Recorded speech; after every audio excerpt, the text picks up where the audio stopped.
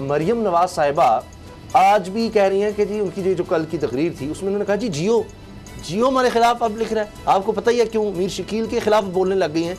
ये क्या हो गया? वो कह रही है हमारे खिलाफ प्रोग्राम, उनको पोजीशन में रहते हुए भी अब कोई या उनका उस तरह से हुआ नहीं। आप आपस में आप डिटरमिन कर ले। उनके वालिद साहब नवाज शरीफ साहब असेंबली के अंदर आपको पता चौधरी निसार तकरीर कर रहे थे सर, ये और पीछे से बोल रहे थे जियो बोलो। हफ्ता पहले तक उनके लिए बड़ी कैंपेन चल रही थी, अब कह रहे हैं जी हमारे वो हक में प्रोग्राम क्यों नहीं कर रहे? सच को बात कर देंगे तकलीफ तो होगी ना। और ये 34 कड़वा होता है ये और एनआरओ, यही 34 तरमीमों की बात एनआरओ की हो रही है ना।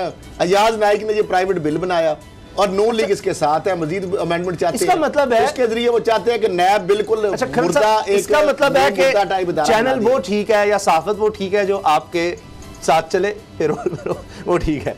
नैब वो है, वो कमर जमाल चौधरी वाला, वो नैब कबूल है। मीडिया वो कबूल है जो आपकी हाँ में हाँ मिलाए। और जुडिशरी जस्टिस क्यूम जैसी आपको वो है, या चलें कि मैं नाम नहीं, अल्लाह ताला मक़सद फरमाए, वो एक साहब का नाम से आ गया, वो इंतकाल कर गए। बहरहाल बाबर साहब, ये तो इसका मतलब है, मैंने आपको मिसाल दे दी। आप कल की तकरीर देख लें, मतलब जियो के हवाले से, मीर शकील के हवाले से वो बात कर रही हैं। अब भी हफ्ता पहले तक उनके गुण गाती थी, पता नहीं क्या क्या, पता नहीं उन्होंने कोई खिलाफ तो मैं ऐसा प्रोग्राम मुझे नहीं याद, क्योंकि अभी भी वो तो हुकूमत के खिलाफ उसामा साहब फिर भी नहीं पसंद आ रहा। हमारी सियासी जमातों और सियासतदानों का हाल ये है कि हर सियासी पार्टी का हेड ये चाहता है कि इत्तेसाब मुल्क में होना चाहिए, लेकिन सिर्फ दूसरों का, मेरा नहीं। और ये है कि जो लोगों की पगड़ियाँ मीडिया पे उछलनी चाहिए, लेकिन वो सिर्फ दूसरों की, मुखालफों की, मेरी नहीं। और ये है कि जनाब कि मैं जो मर्जी करूं, मुझे कोई पूछने वाला ना हो, और बाकी सारे जो है वो बिल्कुल एहतसाब के कड़े से कड़े एहतसाब से गुजरे। ये मैंने ये देखा है, चाहे वो पीपल पार्टी है, चाहे वो PMLN है, चाहे वो नून लीग के पार्टी के खिलाफ भी कोई खास एहतसाब नहीं था, और पीपल्स पार्टी के दौर में तो नहीं, लेकिन जरदारी साहब को ये उनका दिल बहुत बड़ा है सर। नहीं वो डेमोक्रेसी, ये जो शहबाज साहब, ये जो खैबर पख्तूनख्वा में सेहत कहा गया था कि तरजीह होगी, और हाल ये हुआ है कि वहाँ पर ऑक्सीजन ना मिलने की वजह से कोरोना के मरीज़ जाँ बहक हो। और अब इंक्वायरी के बाद, वैसे तो 48 घंटों का कहा गया था, लेकिन 48 घंटों से काफ़ी पहले 9 लोगों को मुअत्तल कर दिया गया है। लेकिन इससे क्या वो लोग वापस आ जाएंगे? 6 मरीज़ जो दम तोड़ गए, और बैकअप असद खरल साहब नहीं था। यानी जो एक हॉस्पिटल सबसे सेंसिटिव जगह है, एक चीज़ के पैमाने होते हैं कि उससे आप ज़रा भी ऊपर नीचे नहीं हो सकते। यानी ऑपरेशन थिएटर है, उसमें ये चीज़ें मौजूद होनी चाहिए। ये नहीं हो सकता कि जनाब ऑपरेशन के दौरान आप कहेंगे ये चीज़ जनाब ही है। तो ऑक्सीजन का आपके पास तो काफ़ी ज़्यादा बैकअप होता है, और उसको देखा जाता है, मुसलसल मेंटेन हो रहा है। इसी तरह मेडिसिन का होता है। तो बड़ा हॉस्पिटल, सब पाकिस्तान के बड़े हॉस्पिटल में एक हॉस्पिटल, ये कैसे मुमकिन है? क्या ये अपने प्राइवेट प्रैक्टिस के पीछे लोग भागते हैं, उनको परवाह नहीं होती कि सरकारी हॉस्पिटल में क्या हो रहा है? मुझसे एक बहुत ही गरीब शख्स, उसने मुझसे रब्ता किया कि जनाब ये भावल नगर में हम गए हैं और वहाँ से 26,000 हमसे मांगा जा रहा है, एक्सीडेंट हुआ है, दोनों बाजू टूट गए हैं। मैंने कहा भाई तुम गरीब आदमी किस तरह से करोगे, प्राइवेट किधर जाओगे? कहते नहीं वो तो मांग रहे हैं, तो वो भी प्राइवेट हॉस्पिटल जा रहे हैं। एक गरीब शख्स, अच्छा वो क्या होगा, गुर्बत में दब जाएंगे बेचारे, कर्ज लेंगे, पता नहीं किससे किस तरह पैसे पकड़ेंगे। तो ये क्यों होता है खरल साहब? अच्छा, अब मामला ये है कि बड़ा सीरियस इशू है उसामा साहब, और खैबर टीचिंग हॉस्पिटल एक बड़ा हॉस्पिटल है, टीचिंग हॉस्पिटल है, दारुल हुकूमत के अंदर है। और पिछली दफा भी हुकूमत, अब खैबर पख्तूनख्वा में तो आप किसी ऊपर इल्जाम नहीं लगा सकते पता ही नहीं कि वहाँ पर पार्टी या नून लीग की हुकूमत रही है। 8 साल हो गए तकरीबन। तो अब मामला ये है कि वहाँ पे ये सूरत हाल जो हुई है कि 10,000 क्यूबिक मीटर वाला एक जो वहाँ पे जखीर स्टोरेज थी, और उसको कभी भी फिल पूरा नहीं करवाया गया। अभी लास्ट टाइम भी जो उसको फिल कराया गया 3,000 क्यूबिक मीटर के करीब था।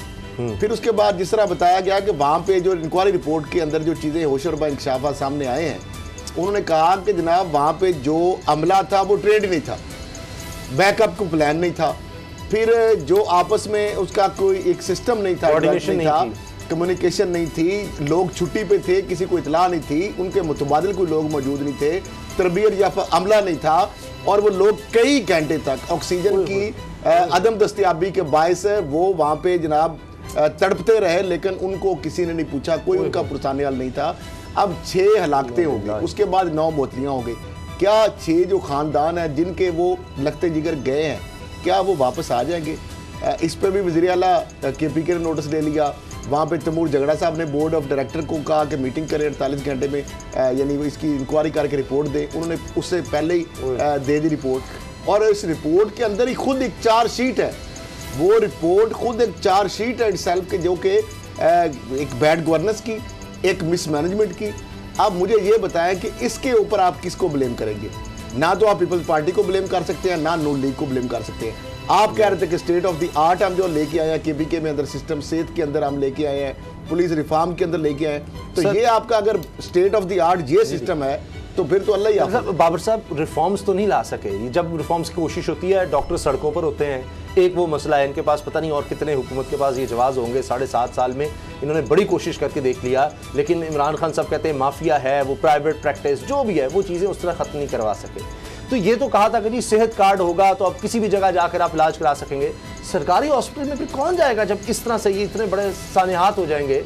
और यदि किसी को ये सर जीते जागते इंसान थे, आज वो जिंदा हो सकते थे, वो सेहतमंद होकर घरों को जा सकते। इस तरह के बहुत से हुए हैं केसेस कि ऑक्सीजन लगी हुई थी, वेंटिलेटर पे कई लोग वापस आए हैं ये कोरोना की वजह से। और पता है ये नहीं कि अचानक कोई वबा आ गई है, काफी अरसे से इसकी ट्रेन हो रहे हैं लोग, पता है कि इसकी जरूरत पड़ सकती है, इतनी तादाद में हमें बेड्स चाहिए, ऑक्सीजन मौजूद होनी चाहिए। तो ये तो ऐसे जैसे कत्ल किया गया हो। उसामा साहब ये कत्ल है, ये कत्ल है, ये कत्ल है। मुझे एक बात बताएं कि 5 साल पिछले पूरे टेन्योर में इमरान खान साहब ने पूरी कौम को जो चीज़ बेची अपनी इलेक्शन कैंपेन तक, वो यही थी कि केपीके में जो हेल्थ सर्विसेज हैं वो शायद इंटरनेशनल में आती हैं और बेहतरीन है। अब मुझे एक बात बताएं कि एक टीचिंग हॉस्पिटल पेशावर के अंदर है, वहाँ पर कोरोना के पेशेंट्स हैं। कोरोना के पेशेंट को को पता है कि ऑक्सीजन की शदीद ज़रूरत होती है, 1 मिनट के लिए आप उनको ऑक्सीजन के बगैर नहीं रख सकते। और जनाब वहाँ पे कोई चेक एंड बैलेंस ही नहीं है, किसी को ये पता ही नहीं चला कि जनाब ऑक्सीजन ख़त्म हो गई है, वो बेचारे 7 लोग मर गए।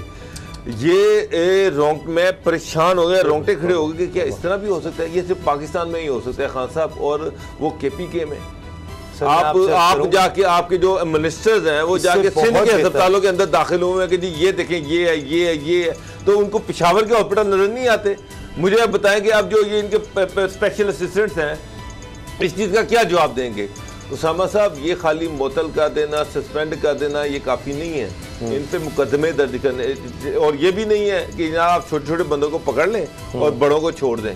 ये पॉसिबल नहीं है कि जनाब जिस तरह से जो इंक्वायरी रिपोर्ट आई है जिसमें ये लिखा गया कि जनाब उसमें कभी ऑक्सीजन पूरी हुई नहीं है।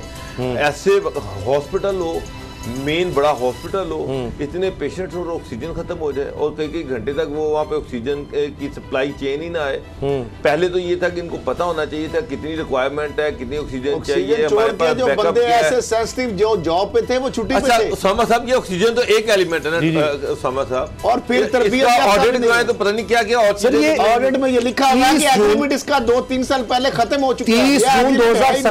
30 जून 2017 को खत्म हो चुका ऑक्सीजन सप्लाई कंपनी के साथ से एग्रीमेंट ही मौजूद नहीं है। पता नहीं किस तरह इलीगल तरीके से उस कंपनी से ले रहे हैं, पता नहीं कितनी ले रहे हैं, कितनी दिखा रहे हैं। क्यूबिक मीटर की जगह पे 3000, यानी सिर्फ ओनली 30% आप ले रहे हैं।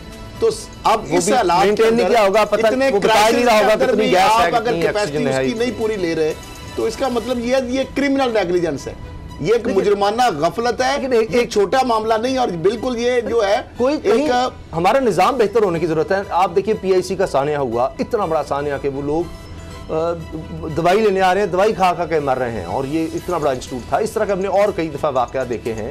तो उसके बाद हम सोचते हैं कि इसके बाद नहीं होगा, क्योंकि का कोई सिस्टम ही नहीं है।